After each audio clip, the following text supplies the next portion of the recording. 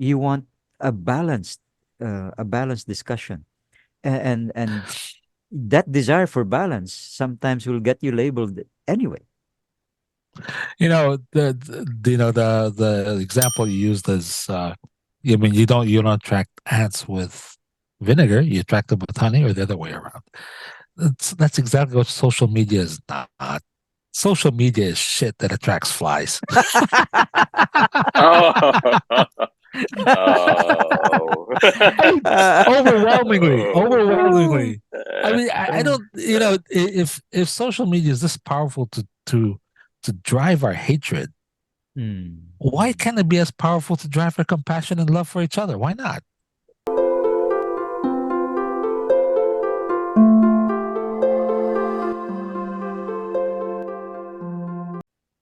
Welcome to Tip Talks. This is season one. We're at episode 8. Episode 7, we had a very interesting and maybe offbeat speech by Tim Minchin, and we decided to continue with this. So today we'll be exploring Tim Minchin's speech about confirmation bias. Now, I'm quite sure that all of us have an idea what confirmation bias is, but let's just share some definitions. My understanding of confirmation bias is we tend to look for things that will affirm what we believe or confirm with what we believe. That's why it's called confirmation bias. So, for example, if I'm an atheist, I will tend to gravitate towards articles, speeches that confirm my belief. That's normal, I would think. How about you, Janice? How do you understand confirmation bias? Paul, is basically, I would use same definition. In a particularly much modern context, if you're looking at social media, for example, instead of looking for, let's say you're a part of a particular political camp, instead of hearing the other side, you look for articles or content creators who would support your particular political camp, and which really affirms or supports or confirms your own political biases. Thank you, Janice. How about you, Dino and Jet? Do you have anything to add to that? Just the observation that people listen at different levels. There's active listening, there's passive listening, there's listening where you don't really listen but you pretend to. So for me, it's listening with a set mind. So that's my definition of it.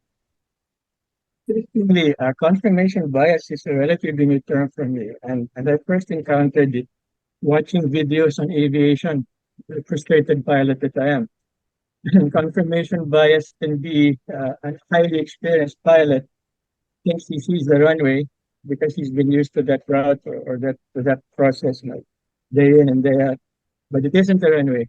So all too often, we do hear of accidents due to pilot error by highly experienced, even training captains, head of training, very, very experienced. But because they have this confirmation bias, they tend to believe, okay, it's there, but it isn't there. Probably not much different from what three of us, the three of us here are relatively ancient Gen A's, right? We've been driving, we've been driving all your life, right? And yet, it wouldn't surprise you if you meet accidents because we're kind of accustomed to traveling this route, and then we're used to not having to stop at an intersection because we've done it 1,000 times, and then suddenly it lead to tragic consequences. Obviously, that's how I got to to understand confirmation bias. Thank you, Jet, Dino, and Janice. I'll just like to add about what Dino was saying about the levels of listening, because I also talk about this a lot. And confirmation bias is one of the deeper levels. But the challenge is, it's just, yes, I hear what Janice is saying. Yes, I hear what Jet is saying. Yes, I hear what Dino is saying. But somewhere in my mind, there's still that, nah, he's wrong. And that's one of Yeah, the most yeah, difficult hurdles to overcome. And when you look at the levels of listening, that's actually one of the deeper levels already. Okay, what Dino mentioned are the top levels, but then as you go deeper, there's empathetic listening, all of this. But then there's still that one thing, nah, he's wrong, which is one of the most difficult things to overcome when you actually want to listen well. Okay, with that, Dino, go ahead. Let's listen to Tim today. Roger that. Here we go. Tim Minchin's confirmation bias. So confirmation bias is a human tendency. This is a short TED talk, and then we'll get back to the show. Confirmation bias is a human bias towards information that confirms our pre-existing beliefs or hypotheses, right? So if there's this information out in the world, a bit of data or an idea, we're much more likely to notice it in the first place and subsequently accept it, believe it, integrate it into our belief system if it confirms what we already think. In contrast, if there's a bit of information or data or an idea out there in the world that disconfirms something we think, we're incredibly good at just not noticing it, or if someone shoves it in front of our faces, we have all these neuropsychological tricks we play on ourselves to resolve the resultant cognitive dissonance. We will do anything but the intellectual heavy lifting required to change our minds. So a working example, right? Imagine you're driving along in a car through West London and you have a pre-existing belief that Asian women are bad drivers, right? So you're driving along and someone pulls out in front of you and you have to slam on the brakes. You think, oh, for fuck's sake. And as they drive away, you notice that the driver is a female Asian person and you go, aha, I knew it. And you take that data point and you put it in your pocket with the 2 other times that's ever happened in your whole life. Meanwhile, discarding the 20 or 30 times white vans driven out in front of you because you think, oh, well, they've got bad blind spots and they're always in a hurry with it. Let's pause it. Whatever. And that white van driver might have a pre-existing. Okay. He just started and so much has already been said. Yeah. I clocked him at 164 words per minute. I mean, the guy can really talk fast. The one thing that maybe I'd like to clarify on is he mentioned cognitive bias. Okay, and now cognitive bias, at least. Let's start with Jet. Are you familiar with the term cognitive bias, and how do you understand it?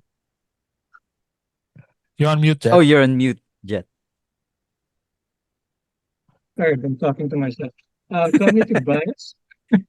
I'll have to venture a guess. It's a little bit like the aviation example, I suppose. You think you see something, but it isn't it. So I don't know how correct that is. Okay, all right. That's a good starting point. How about you, Dino? How would you define, or at least give an example to make it maybe a little easier to grasp? All right. That'd be like a tourist walking into Barrio Fiesta, one of our restaurants here in the Philippines. And then you expect as a tourist to see either of 2 things on the door: male, female, or an icon that looks like a man or a woman. But no, Barrio Fiesta just has to say lalaki, babae.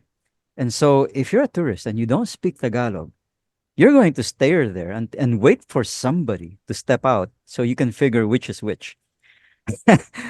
So confirm cognitive bias. Cognitive bias. For cognitive me, bias, yes. would imply that if I were the tourist and I really had to go, I would assume that because I come from, say, a country where we drive on the right-hand side of the road, that maybe in my mind, the right side of those 2 doors are for males. And so I'd go straight into whatever it says on the door, walk right in. And if I find a urinal, then I know I've done the right thing. But if I don't, so that I was wrong. How about you, Janice? How do you understand? And then you see a trans woman come out. So that really gets things complicated. Cognitive bias. Well, your preconceived notions of the world cloud your judgment and the way you see things. So an example I could think about Wait, is hold on. because I used Janice, it was cognitive dissonance. I heard, not cognitive bias. Was it cognitive dissonance? No, cognitive bias. I mentioned cognitive. No, what did Tim mention? Oh, I think it was okay. cognitive dissonance. Cognitive dissonance. Okay. okay, does that make a big difference? I guess it's like a misalignment of what you see and what you expect. Maybe Okay, all right. that's probably a rough definition that I would say along those lines. Makes sense. Because in the example that you mentioned, he was expecting a certain view of how people drive, right? Uh, And Yeah. then you come to see something different. So Mhm. there's immediately a whiplash in terms of what you expect. maybe it was just me hearing wrong, because the way I define cognitive bias is you know it's wrong, but you still do it. Typical example, you know smoking is bad for Uh, you, but you still smoke. Right. Ouch. So no, so that your mind is telling you don't do it, but you still do it. Mm. So that's how I understand. If it was cognitive dissonance, bias, we have them all correct, but I'm not. Well, I could have heard incorrectly, but that's fine. A lot of it has already been said about what he's saying, and I think the example he used is already most of us. I think all of us can relate that that's happened to us at least once. Okay. I tend All to right. agree. I Yes. tend to agree, Paul, Yeah. because sometimes when, for example, we walk into a classroom, because some of us teach, for example, you and I do, Mm. um, we assume, at least in the mid 80s up to the early 90s, that sessions normally started with a prayer. So we assume that. And then during the early 21st century, when we started to teach, I don't know if you experienced this yourself, Mhm. we started getting told, please, no prayer at the start because we have Mhm. different religions in the participants. And Mhm. so you have this dissonance, as it were, your cognitive dissonance, where you're so used to starting with the prayer and then to be told not to. This is particularly true if you do trainings in, say, government agencies, where apart from the national anthem, then you'd have Yes. a prayer. Then suddenly be told, don't don't pray. So that's been odd for me, and that for me is a form of cognitive dissonance, Yes. which is different from cognitive bias. Right. Okay. Dino, let's continue. Oh, okay, Roger that. So on with Tim. Belief that all Muslims are Islamist terrorists, because the only time you ever really notices the word Muslim is when it's in 180 font bold lettering next to the word terrorist in a red top newspaper when some dickhead Muslim does a bomb, but meanwhile he's disregarded the fact that London mayor's a Muslim, or the holder of the 10,000 metre world record, or the head of the BMA or whatever, and that Muslim person might have a belief that atheists are amoral or less altruistic, because the only time they ever think about morality or altruism is within the confines of their faith at the mosque, and so on and so forth. And this is why throughout history human beings have always been terrible people, because we are very bad at changing our minds. Oh, But yeah. then, like 25, 30 years ago, along comes the internet, and a little bit later, search engine algorithms, a bit after that, social media algorithms, and everything gets a lot worse. Because social media and search engines are basically confirmation bias robots. Like if you set out to create an AI that did the same error that confirmation bias does, that sends you further down the path you're already down, that makes your thinking more and more binary, you could barely do better than the combination of search engines and social media. And it doesn't matter if you don't have to start with bad intent, you could just be a moderate Republican sitting in Idaho or Iowa, and one day you go to Google and say, hello Google, are the Democrats trying to erode my Second Amendment rights? And 5 clicks later you're like, oh, so right, Hillary Clinton and Joe Biden are lizards. Lizard people down from a lizard planet that have come to Earth to start a small business trafficking child sex slaves out of the basement of a pizzeria. Or you could be like a lovely sort of hippie from the southwest of England, and you type into Google one day, mindfulness yoga retreat, Devon, and 5 clicks later you're like, oh wow, I didn't know they're using 5G towers to spread a synthesized novel coronavirus so that Bill Gates can use fake vaccines to inject microchips into our bloodstream so he can track us wherever we go, as if all Bill Gates ever wanted was to find out where to get the best gluten-free banana bread in Totnes. Let's pause, Dino. Okay. Oh my Yeah, goodness.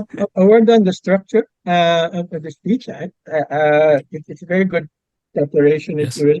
He starts with a dictionary definition of Hmm. confirmation bias, and then he expands on the definition.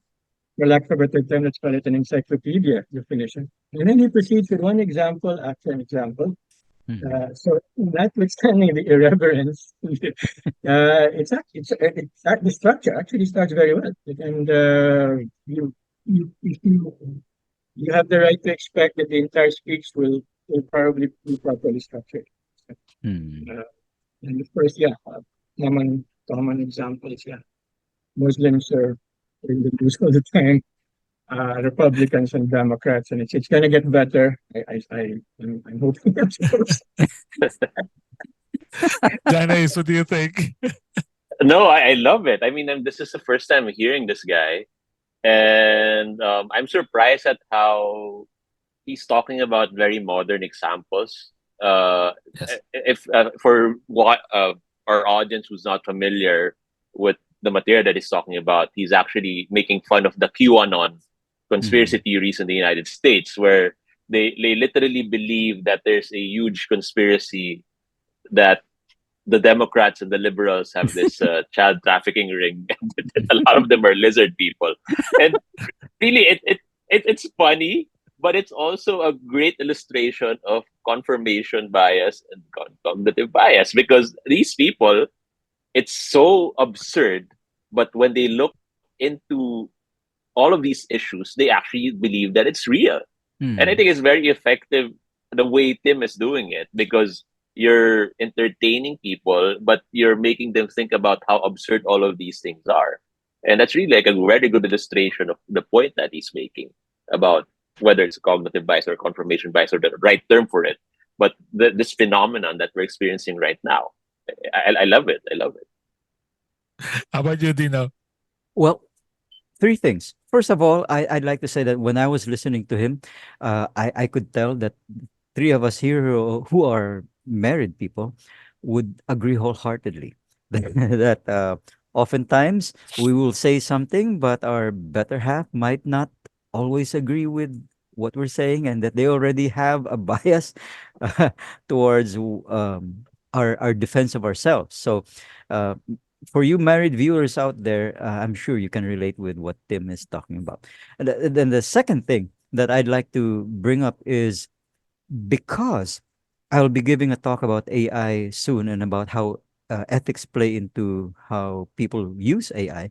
Um, I agree that what Tim is saying reflects the need for us to find out for ourselves what the truth really is. Because 5 clicks later, you're into conspiracy theories galore, and it's just never ending. And so the ethical thing to do, if we let AI serve us algorithms of content that confirm our beliefs, that we need to look at the extremes, because somewhere in the middle is the truth. And finally, one thing that's really unique about this talk and Tim, he's a comedian. He's a comedian who's making a lot of sense. So for those who are wondering, Tim Minchin is a comedian. I think he's also an actor, and he also gives talks like this. Like for universities, but he is very effective. On to you, Paul. One of the reasons that he is effective is the examples he comes up with, we can all relate to. Yeah. It's either we've done it ourselves, or we know somebody who's done it, or we've spoken to somebody who has. So it's very easy to. That's why it's very easy to laugh. Usually, if I laugh at a joke, it's because I imagine myself doing it. Mm. Okay, or I know I've done it in the past, and it really makes me laugh. Okay, so that's why I was laughing. Yeah, I could see this happening right in front of me. And if you look at the typical, how would you say, a speech, uh, how do you say, pattern, if you want to say, he didn't start off like the regular, start off with a hook. He started off with something very boring. You know, I'll give you the dictionary definition. Come on, he started a little better. Okay, but maybe he was somewhere else at that time. But regardless, he managed to get us back. Okay, and you know the saddest part about it is when I started to look at training seriously or make an attempt to study it. It was sometime in the 80s. I read that the average life attention span of an adult was 20 minutes. Okay. Then I did a quick update and it was reduced to 9 seconds. Now it's down to how many do you know? 3. 3 seconds. 3 seconds. So yeah, it's crazy. But again, I mean, in my time and when I was much younger, if a government wanted to control the media, what they would do is they just shut down the radio station, take over. You know, that's what they would do. They would just stop, physically stop. But then when the internet came out, it became impossible. What social media allowed them to do was to flood the place with information that you don't know what's true or not anymore. They're smart enough to know that the guys who do it, who abuse it, which goes back to maybe something we'll talk about next time, the trolls. Yeah. Okay. It goes back to that. So what they do is instead of shutting it down, they just flood it with so much information you don't know what's real. And with an attention span of 3 seconds, the tendency is to just listen to what you think is real, what you feel is right. Confirmation bias. Just keep on. So it's crazy. But yeah, so far I'm enjoying myself. Dino, let's go ahead. All right. All of this, both the confirmation bias and its algorithmic equivalent, it all just plays into our tribalism, right? Because we're tribal. Sapiens, we love a tribe. Nationhood is a tribe, you know. England's better than France. Fuck Europe. Yeah, England. And, you know, a city is a community, is a tribe. Oh, London's better than Paris or whatever. And, you know, sports teams are a tribe. My sports teams are churches are the tribe. My church is best. Churches are just sports teams, but with mascots who can fly. The point being, it's always been sociologically and evolutionarily advantageous for sapiens to retain the behaviors of their in-group, to retain the beliefs of their tribe. But ever since the internet, since algorithmic editing, it is a fact, not just an instinct, these tribes are getting further and further apart. We're getting more and more binary, and the walls around our belief systems, around the suite of beliefs that we are required to hold if we're to retain membership of our tribe, the walls around them are getting thicker and thicker and harder to penetrate. And it doesn't even matter if the beliefs within your suite of beliefs are internally consistent. They never are. Like, I've lived in America for 4 years, and if you want to be a right-wing conservative, you have to concurrently hold the following beliefs. You have to believe that Jesus is love and lives in your heart, and that people should have unfettered access to semi-automatic weapons. What if Jesus came back today? Let's He would pause that. be fucking baffled. Oh my Let's pause that. goodness. Whew. I'll just start with this one. But what he mentioned is an excellent example of cognitive dissonance. Yeah, they're just opposites, but yet you believe them. Okay? So you believe them at the same time, and you know it's actually, if I'm not mistaken, it's actually a psychological term that's used that when it reaches a certain level, it will destroy you literally. Okay, it'll be too stressful. You just can't handle it. But again, okay, we can see this actually happening in front of us. And every time I see this, I always question even myself. I said, am I the one who's thinking wrong? Right. Okay, so I said, maybe I am. I don't know. What do you guys think? Let's start with you, Dino, this time. There was a time that I restricted some of my friends on an FB only because I found some of their reactions to my post kind of toxic. I'll explain. Because of my being a Christian, I tend to post things that confirm the value of prayer, the value of faith, the value of trusting the Lord when things go wrong. And then I get reactions from friends saying that why can't you just believe that the universe is nothing but the result of random molecules just coming together, and voila, we have reality. And so, you try to carry on a conversation and you try to defend what you're thinking, with the sheer number of complex laws that govern our universe. Is it really possible that just random things figured things out? So I struggle with that, and I relate to what Tim is saying, because that's right. People tend to have certain biases. Like, for example, he it's true, because isn't there a saying that bless the food and pass the ammunition? Like, people would say that in the same breath. So uh, um so that's true. Second Amendment rights are very important to Americans, but so is the Bible Belt in terms of their belief systems. So it's rather ironic, but it's true that um, very conservative states, meaning very religious states, also just happen to be very firm believers of the Second Amendment.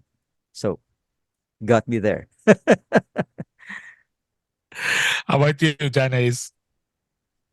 Two things. Firstly, on the actual structure of the speech, the way that, particularly when Tim mentioned all of these contradicting characteristics, it reminds me of a talk that I heard from Toastmaster Raju Manjan. Oh, So I right. don't know if Yeah, he's been in Raju. Raju, Yes. of course, Raju. Yeah. So I attended a talk from Raju about humor, and he said that humor is basically mental derailment. You try to set up people expecting one outcome, and then you lead them to something that they don't expect. And it's something which basically what Tim did with talking about, oh, Jesus loves me, but I also love guns. And it's something that really made a chuckle with the audience. So I think that's really the value, or rather an illustration of how humor is mental derailment and really incites that kind of reaction. Mm. The second thing is on the topic itself. It really is interesting how we pointed out tribalism, Mm. in the sense that I think really a lot of the confirmation bias that we see, especially in social media, is people really wanting to be able to cling to their own tribes, because Mhm. people want to have some feeling of safety, because Mhm. toxic social media can be toxic. And Mhm. when you attach yourself with your own biases, with your own tribe, that's a way for you, in a sense, to protect yourself, even if some contradictory fact is already being presented to you, because you've felt safe with the beliefs that you've had, and you've felt safe with the tribe that you've had. So it's very human in the sense to stick with our own tribes. And I found that point very interesting earlier. Yeah. Why? Okay. Speaking of tribalism, I can't help thinking about the clannishness right here in our country. Mhm. Uh, well, the Filipinos are the most united people in the world. Only it goes this way: we're united over here, you're united over there, we're united over here, we're united over here. Yeah, but it is natural. It is a natural thing. Interesting about how Jesus is love, but past definition. There might be some confirmation bias right there because to the mindset of many of our viewers, because those guys who preach that but are protective of owning guns probably support Trump. Maybe Right. they do and maybe they don't. Or Biden, he supposedly supports abortion, but he's a Catholic, so why doesn't the Pope just excommunicate Ooh, him, etc., etc., etc. Mhm. that's true. So, I would yeah, like to add, like, yeah, sure. Please. I'd like to add, like, if somebody, for example, like a Republican or a Democrat, would hear us talking about how absurd the comparison is right now, they would not find it absurd.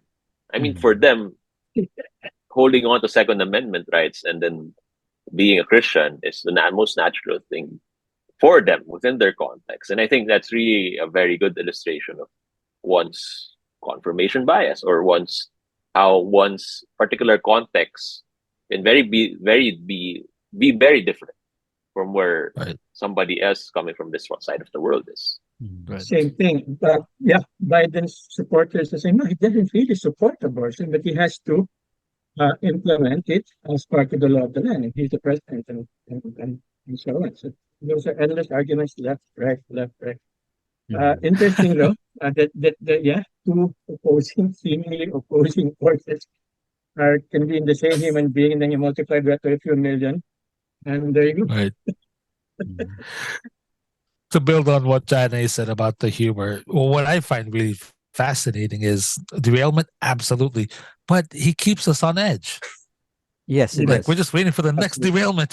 That's true. We're We're Yeah, just waiting sitting for there the next waiting. rhythm. what you gonna say It's like next? True. Yeah. That's we're true. just waiting for it. But just there's more of a little on the side about the U.S. Even their forefathers were religious men, Mm. but they made an effort to not mingle religion with the state. Yeah. It even reached the point where I think George Washington wouldn't even go to mass on Sunday to show the people that he wasn't. But he was a Christian or a Catholic. I'm not sure, but they're all believers. It's just that they made the effort to really show that it was a separate thing. Mm. Okay. But one question I'd like to ask all of you is, you know, uh, personally, I believe that the issue here isn't so much. Yes, you see a lot of maybe hatred and divisiveness, but why is it like that? We're also filled with compassion. We're also filled with love. We can have tribes that maybe don't believe in the same God, but can coexist easily. Mm. We do. Yeah. That's a tricky part, and even the concept of fear for me, it's based on love, and I'm talking about love in a very broad sense, including narcissistic love, because fear is you fear you're going to lose something you love. Mm. If you don't love anything, you have nothing to fear. Right, so it has to start with love first. Well, what's confusing me about this whole social media and everything is, yes, it's a powerful tool to drive all of this, but why can't it be used to drive something better? Okay. I'd like to Dino, react it to sounded that, like you want Paul. to say something. Yeah. Um, I think our biases um, started even a long time ago, even before social media. I bring us back, and this will reveal our age again, to how there was a camp that loved the CRISPR Redmanizers, and then and then Jaworski and then Toyota, right? I Yes. mean, we were absolute fanatics over things like those. And then, of course, you have the university playoffs. So you have the Green Archers versus the Blue Eagles. And it baffled me because I'm from UP. It baffled me how, wait a minute, these are college students, the smartest of the smarts. And yet they're going to fight over a basketball game. Come on, guys, it's just a game. Lighten up, chill. Well, and then there would be fights. So my theory is something like this: that left to our own devices, if we're just us with a friend, then yes, we have that unique capacity to be compassionate, to be open-minded, to be understanding. But the moment that you introduce the tribe, meaning people around you, then a person's behavior can change instantly. I'll give you a concrete example. You know how it is during CBA negotiations where somebody from labor will be sitting on one end of the table and somebody from management will sit on the other. If it's just the two of them talking, say, in the parking lot while poking at fried fish balls, and then they say, the company only really has this much. We can give this so that you don't have to go on strike. And then labor will say, I hear you. And although it seems like it's only enough to take care of taxes and we won't really feel the increase, but at least we won't have to let anybody go. Everybody gets some kind of increase. So if it's just the two of them, it's fine. But when they go back into the room and the lawyers are there and the members of the union Mm. are there, they'd have to quarrel or at least look like they're quarreling before they finally agree on something because the tribe imposes a bias that they have to look like they're fighting before they finally agree. So so Right. Right. I think that's the influence there. What makes it different these days is because of social media. You can be totally alone in your room, but because you have an audience that's virtual, that Mm. tribe mindset still influences how we react and how we share what we think. For Mm. example, when I saw somebody react to Paul's assertion that our country belongs to us, because there are certain territories Yeah. of it. um, I couldn't help but post some articles that I found, PDF files that define where the Philippines territory is, and this stuff belongs to us, and this is what the UNCLOS said, because I didn't like the idea that um, people were arguing over this, where the facts are so clear. So I felt compelled because though I was alone in the room, the tribe mentality crept into the picture. Yeah, that's absolutely true. The thing that still baffles me, though, is what keeps the tribe together is compassion. Mm, That's what keeps the tribe together. So, I'm not saying I have to believe what the other tribe is doing, but why can't I have compassion for the other tribe? Why not? And I'm not only talking in times of hardship. Like I could say there's a tsunami. Everybody helps each other. The tribalism kind of dies down. Agreed. But why not even when there's no tsunami? mm, Okay. And then for me, social media is just making it worse. It's not making it any better. true. Okay. So, Paul. So, yes. Uh, it was interesting in the sense that this speech, and I don't think we're even, how far are we into it? Halfway, I guess. Just about. The whole thing about it is the amount of conversation we generated out of this. It's a lot. It's a Mm, lot of Mm. conversation, interesting conversation, and for me, that's what good speeches do. mhm. Okay, they inspire, maybe better thinking, and definitely better conversations. All right, Dino, let's get back to the speech. All right, Roger that. Fooled by traffic lights and zips.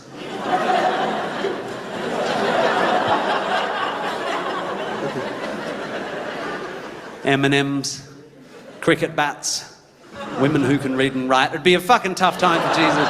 But honestly, if you want to be a conservative Christian in America, you have to believe that a first century wandering mystic preacher who died 2,000 years ago came back to life and took up residence in one of your ventricles, presumably. I think that's the one with more headroom. And you have to believe that a person, regardless of mental health issues or background checks, should be able to walk into a supermarket and buy a gun that is literally designed to kill as many people as possible in the shortest space of time. You have to believe that coal shouldn't be in the ground. You get that coal out. Moses said, "Thou shalt desequester that carbon, put it in the sky with the angels." And you have to hate black people who kneel at football matches. You get off your knees, boy. Your knees is for church or blowjobs. And you're not allowed to light masks. You're fascist, fucking fascist. And you have to hate vaccines. Oh, you don't take that AstraZeneca, don't take that Moderna. That's big pharma, big pharmaceutical companies trying to make money off of you.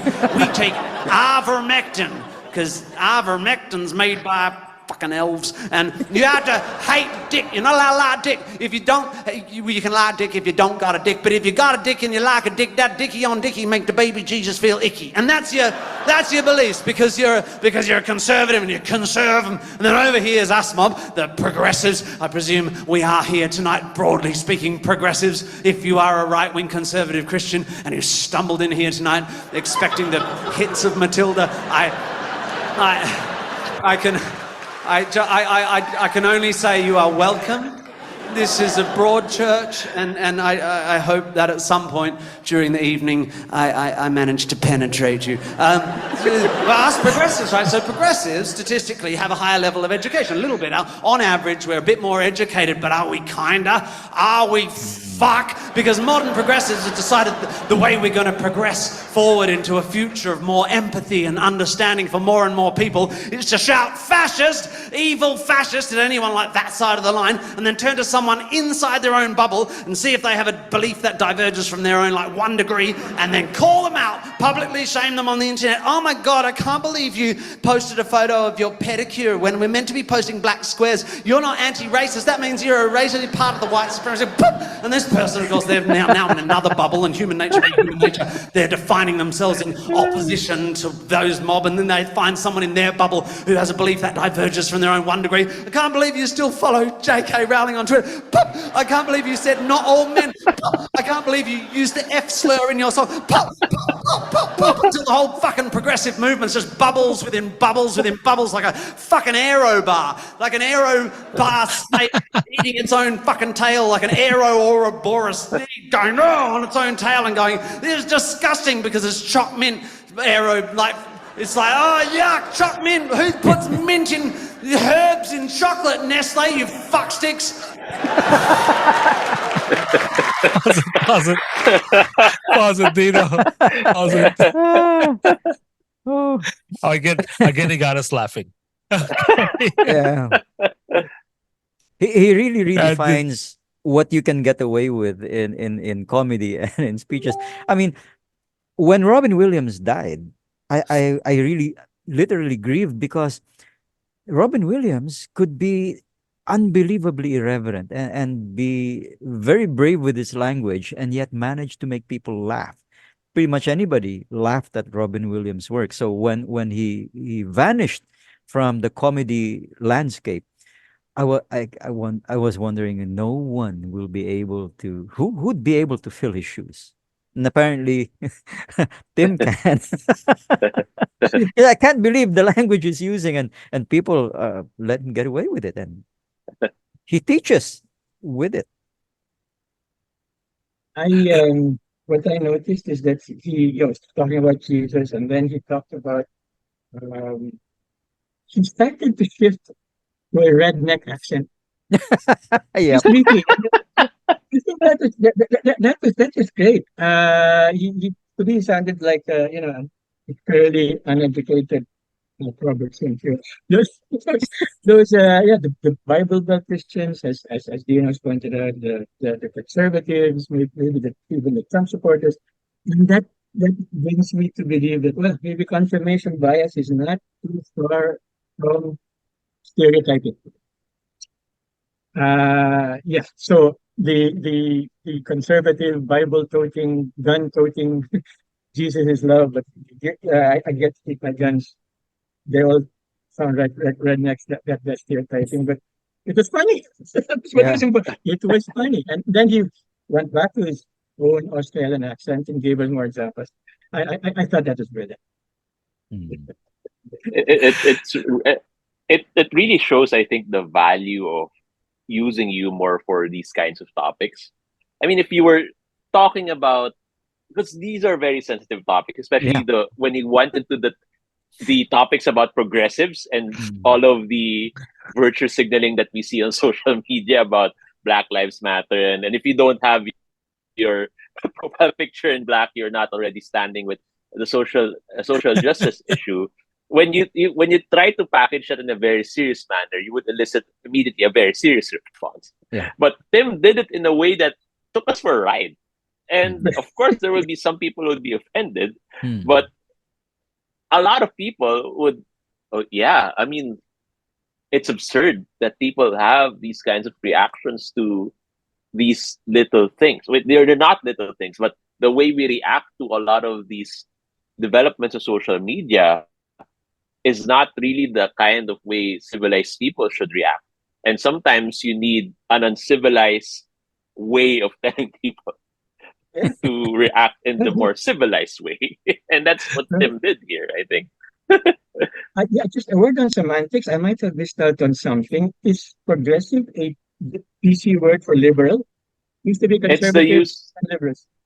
Yeah, is that's that a the new word? term Right, now in right. Okay. American political compass. If you there are the Democrats, and there's a progressive wing of the Mm. Democrats, which Okay. are further left. People like Bernie Sanders, Yeah. Okay. Alexander Ocasio-Cortez, those people. The Yes. socialists. Thank you. Basically, they're There you go. Stereotyping. socialists, basically, and they own it. They own Mm. it. Yeah, they do. The amazing Yeah, thing no, in what the Tim yes. said Go ahead, is Dino. we apparently people have a lot of triggers. We hear a word, we hear a phrase, and we react. We're almost as bad as AI. Because AI picks things based on what we click on. So it decides, oh, we want more of this. So it serves up more of that.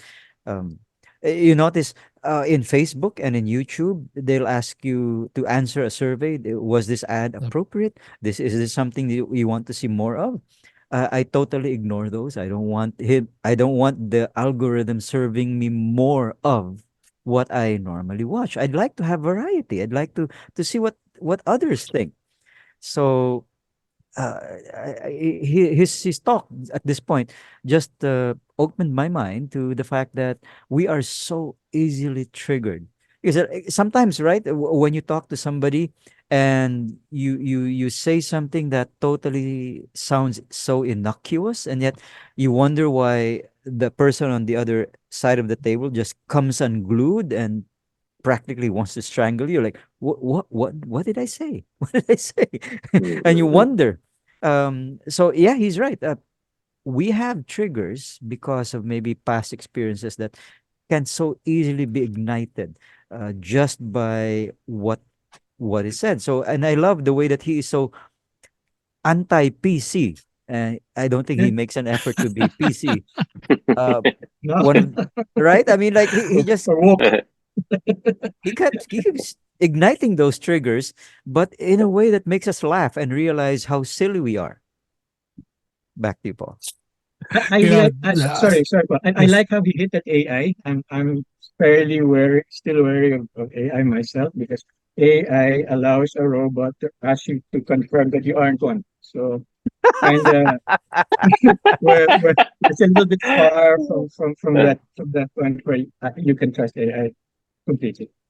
Yeah. That's all. That's all right. I have my own opinions about AI, and Dina knows that. Relative to the speech, the one thing that I find amazing is his story is twisting and turning. Yes. Okay, Mm. but you're still following it. You still pay attention. It doesn't lose you anywhere, Mm. and then he seems to just jump from one thing to another. But the way he does it, it seems to make sense. Okay, so even though it's twisting and turning, you're still following him. Okay, that's what I find really, really. He speaks very quickly too, and despite that, you still you still understand what he's saying. You still what he's driving. You know what he's driving at, and he's still derailing us all the time. Okay, so we're down to that concept from Raju, and but the most of all, uh, I'd say this several times for those who are even listening and amongst us, it really strikes a chord with us because all of us have experienced this. I don't care what you say. You've had a conversation with somebody online that went sour. As Dino said, you said one word that just triggered somebody very quickly. Mm. And this is something I cover when I talk about emotional intelligence. The trigger will cause a reaction. It will. It'll cause an emotion. Mm. But the thing is, being able to recognize emotion and handle it differently, that's where the emotional intelligence is. But the emotion is still there. Yeah. Okay. Let's say naturally I just say Janice. Let's just say, okay. I can assure you, no matter how much I become a friend of his, every time I see him, there'll always be that oh, it's Janice again. but I've learned how to tone it down. Mm. Okay. I've learned how to tone it down and I recognize it. Mm. Okay, if I don't recognize it, I'll say, "Oh, Chinese," and whatever I'll say. But it's the whole thing about emotional intelligence, and which brings me to what Jet was saying about AI. I said now that they have AI and all these goggles and stuff, AI can actually read our emotions. Scary. So I Yeah. said, yeah. So I said, what? So the next time I have a conversation with Dino, wait, I have to put on my goggles. I have to be able to read your emotions. I go, what the hell? Why can't I just read them like this?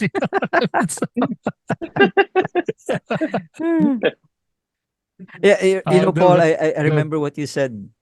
I think last year when I interviewed you, you said something about um being able to hold two conflicting thoughts in your mind. Yes, yes, Yeah, which is a skill that is very hard to do. it is. Mm. Actually, not two, several. And the idea there is not feel like that one of them has to be right. Mm. Okay. And since I also teach leadership, when it comes to leaders, this becomes an issue because the leader has to decide. Okay. And he's presented with all these options, and one of them, you know, he'll believe that's it. Okay. Now, I'm not saying he's wrong, but sometimes the solution is combining all of the ideas, not just picking one.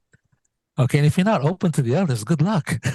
Right? So, Mm. Mm. Also, that goes to the concept of inclusivity. If you want to empower people or make them feel empowered, you have to be open. You have to be willing to consider what they're saying. So even if you disagree, and sometimes you can agree to disagree, um, in the end, if you want to maintain morale and not keep hiring or looking for people, you have to make sure that people feel listened to, and you cannot have that bias that Tim is talking about. That's true. actually, There's personally, I think you'll always have a bias in just recognizing it Hmm. And and say, I have a managing it, bias I guess. against old Yeah. people. Yeah, and just working with it. I mean, the example you used at the beginning about of an Asian woman, uh, in Italy, my dad he Italy. noticed that every time some car was moving too slowly and too cautiously, it was always an old man with a hat. Okay, Oh, okay. all right. So and we started looking around, and we got to, hey, it's for real. And this time I was with my brother, and he Hmm. was wearing a hat, and he was driving slowly, and I was joking him, Raf, you're an old man with a hat. Oh, Paul, that's true because remember every time we drive in the provinces and if traffic is slow, in our mind, at least in mine, I began to form the hypothesis, my bias, that somewhere ahead of this slow traffic must be some dude driving an owner type Jeep with a fake Rolex on his left arm, hanging over the side. And right next to him is Manang wearing a duster with curlers in her hair. And they're just taking their sweet time driving in the middle And of don't the road. forget, they have a manicure and pedicure. Don't forget. Yeah, of course. But nowadays, Rolex on one that's side, not. Manicure on the other. Yeah. Pero ngayon, that's no longer true because today, now when that happens, when traffic is slow, then we think it must be an electric trike or a tricycle driver that doesn't understand the difference between the fast lane and the slow lane. We have that bias instant. Hmm. Or try this one. Absolutely. Beware of L300 type drivers, because these are guys who who were messengers that got promoted. Now, there's nothing wrong with either job. Perfectly, these are perfectly dignified jobs, but sometimes it's probably true. They're just not as qualified as they should. No job is so small. Don't anybody get me wrong. There's no such thing as a small job, but it probably, yeah, probably that the guy just last training. And those are the guys who used to drive Ford Fieras and Tamaras and the like. Probably about the time you were born, Janice, maybe. Now they're I, L300s and See, that's another confirmation bias. Yeah, right. Janice is a different thank generation you. and all kinds of other stuff there. Ah, but it's probably accurate also. Again, relative just for the discussion. Somebody asked me once, how do you deal with Gen Z and people your age, my age? I'm a boomer. How do you deal with that? I said, while we might have different points of view, we're both having the same emotion. hmm. Okay. Mm. We look at the old guy and say, gosh, what's this guy doing? I look at the young guy, oh, here he comes again. so, so, so the emotion is common. So at least we have something in common. That's true.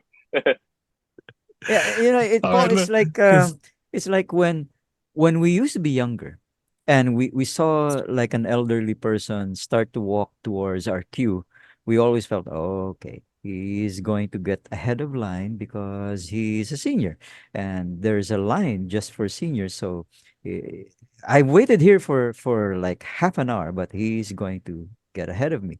And so you kind of resent that until you turn senior. It and was then, true. It was true. and then you go to the head of the line and you turn to look at the line of people who've been waiting a long time, and you can see all these forced smiles. You know, they're just trying to be polite, but inwardly they're resenting because you were once in that group, but now but now you're moving ahead. So yeah, that's true. There is a an impact to generations, the differences in our realities because realities change depending on our age. Um, I never thought I would dislike loud music until I became a senior. Because when I was younger, I always liked to play the stereo loud, you know, so I'd roll down my windows, drive through the neighborhood with my stereo booming. But now that I'm older, when a dude passes by with his window open and his stereo is loud, if it's not an 80s song or a 70s song, then I think that he's being rude and discourteous. But maybe not if he's playing something from my generation. In fairness to the younger people of today, what you described, Dino, about the fake smiles, maybe it's just a glass that's half empty and half full. Because for every fake smile, maybe there are two are actually sincere and letting this older guy, please go ahead. Yeah. Fair Matanda rin enough. naman ako, I'm gonna get old anyway, right? So, Yeah. I think this generation is actually better than ours in that respect, pun intended. Yeah. actually, that's another confirmation bias. Is why do we have to always say this is a better generation? It isn't. Even That's that not in always itself the case. Listen, listen. Yeah, it's no, not it's always no the the case. point I'm making is why does there always have to be something better? Hmm. Why are we always comparing? Why can't we just stay together? You know, you're younger, I'm older, so what? Yeah. and Okay. unfortunately things like ageism and labeling people as Gen Z and this and that, it doesn't make it any better. Hmm. It doesn't. All right. Uh, for me, that's the way I see the world. Okay, I know I'm old. I'm not going to deny that. Duh. And when I say a young person, fine. But I don't talk to them any differently. Hmm. Okay, I just talk to You're them like not I'm talking old. to you You're guys. not old. You're mature. Yeah. Uh, Right, Janice? Jet, Jet, Jet. And if I matured incorrectly, you call me weathered. Ah, bugbog. Seasoned. Okay. No, season is the good one. Bugbog is weathered. Yeah, we have patina, and we know how patina adds value. Ah, All right. Let's continue with that, Tim. copy that. I got a little bit lost a little way back there, but oh no, I know. Oh yeah, and don't do this. I need a shot of tequila, please. If you're a progressive, I'll get it off you in a minute. If you're a progressive, don't do this. Don't go onto the internet and go, hey, fellow progressives, like maybe we should consider having, a little just chill out a bit and have a bit of humility and realize that not everyone's had the opportunity to read the books we've read and not everyone's, learnt the lessons that you've learnt. Maybe we should apply the principle of charity and not assume that anyone who disagrees with us has nefarious intent and try and hear the best version of their argument, not the worst. And maybe we just need to, they go, don't you police my tone, you straight straight white male. Check your privilege. And I go, fuck, you're absolutely right. I'm sorry. I'll check my privilege. So I go and check my privilege, which I keep in my library on a mahogany shelf in between my BMW keys and a large Fortnum and Mason's tin of $50 notes. And I come back and I say, I checked my privilege and you're still fucking wrong. Because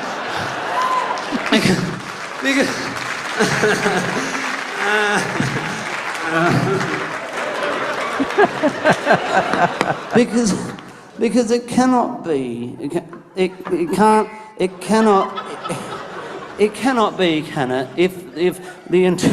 If the intention of progressives, which I assume it is to progress forward into a future of more empathy and understanding for more and more people, it cannot be, can it, that the primary mechanism by which we're going to make that progress is the suppression of empathy and understanding for anyone who doesn't align with our beliefs. It cannot be that unmitigated expression of furious outrage will somehow alchemize into a future in peace and love. And of course, there's something to be discussed about the justification. Of course, there's many, many reasons to be righteously furious. I'm a straight, white, cisgendered male, and I could be furious about 700 things before any given breakfast, but it doesn't fucking matter if it's not helping. And it's not helping because our tribes are getting further and further apart. And then the point is, it's very hard to change people's minds. But we got there. But it is not impossible. However, one thing is 100% certain. If you tell someone that they're a fascist and publicly shame them on the internet for what they believe, you've lost them. You have prioritized your need to express your outrage, and if we're honest, more often than not, signal your virtue over the possibility that you could utilize your educational privilege to reach across this algorithmic chasm. And if you're sitting there thinking, this is a bit rich coming from you, Minchin, you've literally made a living getting on stage for 2 hours a night and shouting whatever comes into your fat ginger head, I'll say to you, that is because I am a hypocrite. All right, that's the end of this video. It's a roller coaster ride. I love that. So fun. I like how he made sure he hit the other side. Mm. And then in concluding, he hit himself. So Yeah. in the end, we all had a good laugh. We all got, how do you put it, struck a chord, I guess. He struck a chord in each and every one of us about biases and prejudices and so on. But if his job, if his intent was to entertain, then he did it very well. Mm. Just straight, hardly any pauses. I don't know if you wrote the stuff himself. You probably did. Otherwise, probably couldn't believe. That's something that I'd like to see her to hear your opinion on. You think he wrote his stuff himself, or does he have a team of writers? And then he was good at memorization, and then he delivered. But I'm fairly sure that all of this is his opinion. All of this he believes in. he made sure he was objective without being objective. He made sure that he was respectful without being respectful. I don't know how else to put it. Lovely speech. Yeah, so many contradictions that Right. somehow align. Yes. Yeah. And yet the truths in what he's saying as well, like how can we expect that somehow by imposing our beliefs and being mean and strict and reacting to people on social media, that somehow that'll alchemize, using his words, alchemize into a better future? It's not likely, because if you shame somebody, then that person is likely to become your enemy rather than your friend, and you close all possibility for conversations. Right. I think it's really like, at the end of the day, when you engage with people online, for example, especially when you're talking to people from the other tribe, you're not there to win an argument. You want to be able to win people, and that's really part of the heart of what I think Tim is trying to say here. And that's also the whole point of why we go through all of these, all these long processes of trying to come up with good speeches. It's because we know that people can't be won with just facts. You need to be able to win people's hearts, and a lot of times you need to be able to package your message in a way that's very palatable for somebody, that's contextualized for somebody's context, to be able to reach them. And Right. that's really like the value of what I see in Tim's speech, because it was so funny, but he rounded it off back to a very serious and very relevant message. And I don't Mhm. think that message would have been as relevant if we didn't go through all of those all of that Okay. mental derailment that he went through throughout the speech. Absolutely. And True. and this I actually first heard from Archie Long. Oh, yeah. Okay, and he said that social media is a medium of expression. He Mm. said that. And then I think about halfway through last year, the term this is an attention economy came up. Okay. And then I realized that the social media is a place for expression and attention. It's not a place for a conversation. Yeah. Okay. It just isn't. Okay. Why?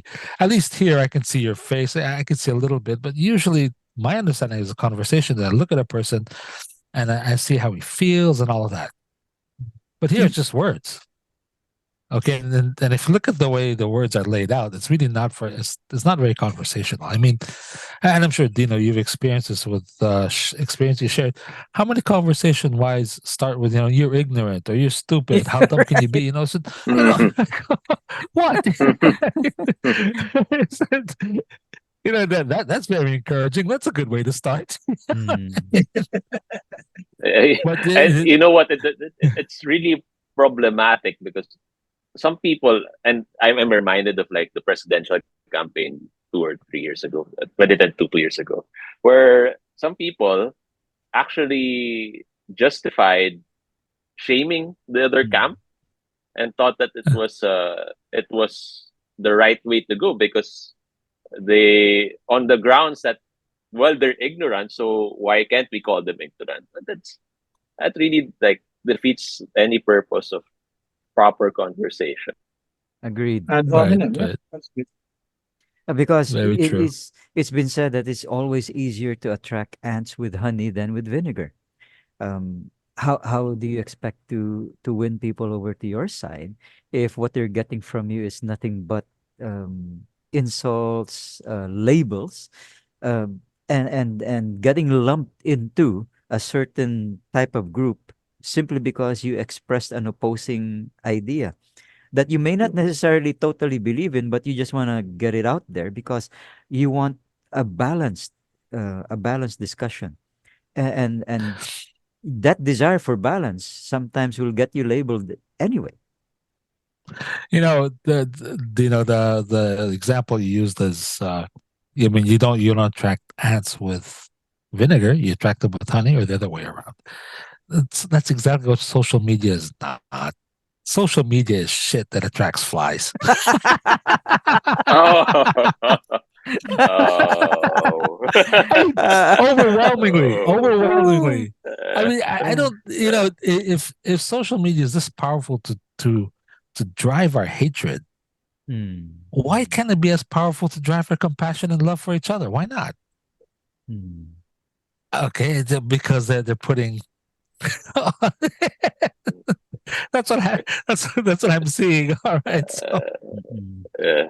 That's a good point. I think that's also one of the reason why in the US TikTok is under such enormous pressure to divest itself because it is a very powerful influencer, either to create hate, division, or to it can also be used to unify. But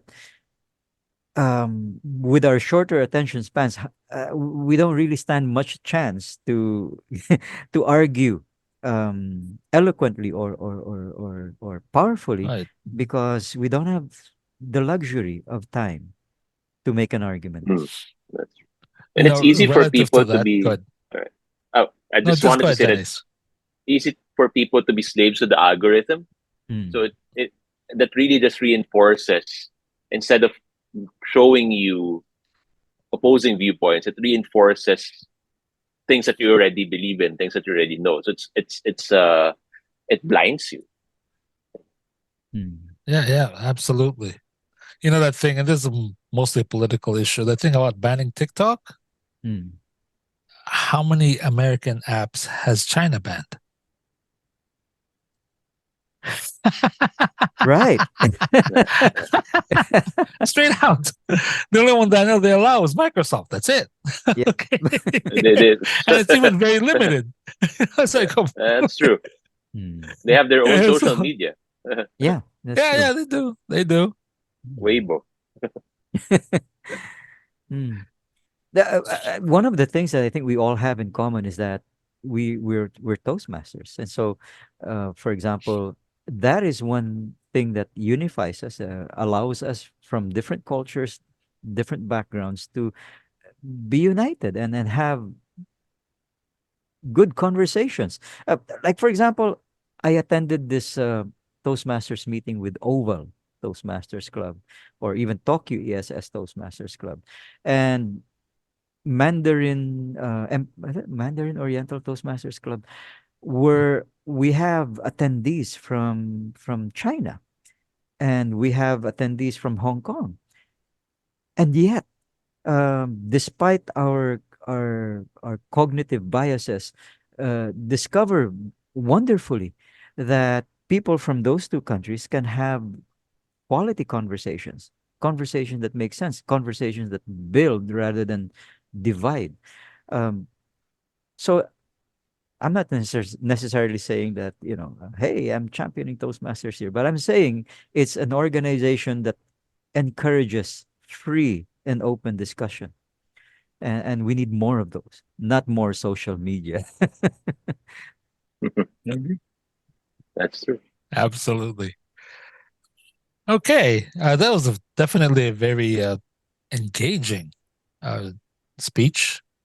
Not only was the speech in itself engaging because it really kept you on the edge of your seat, as Janice pointed out from Roger.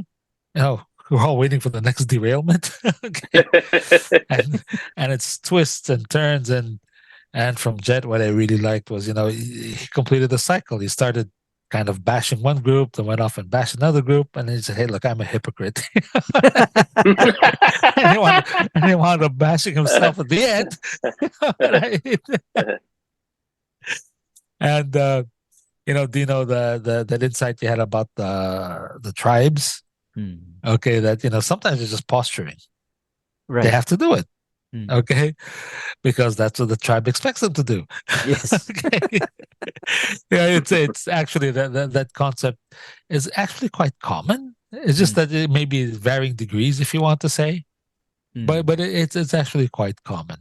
In the saddest cases, it will lead to some tragic consequences where, because I have to show that I'm part of this tribe, Yeah. leads somewhere else, goes in the wrong direction. Mm. Okay, but it's actually quite a common thing. But otherwise, gentlemen, I have to thank you for the wonderful conversation we had. Not only was the speech interesting, but it encouraged the conversation among the four of us. That was Yeah. also very engaging. Hmm. And for those of you who watch this, if you really appreciated this, always click on the like, uh, follow buttons and subscribe buttons. They help us a lot. But this is what we do.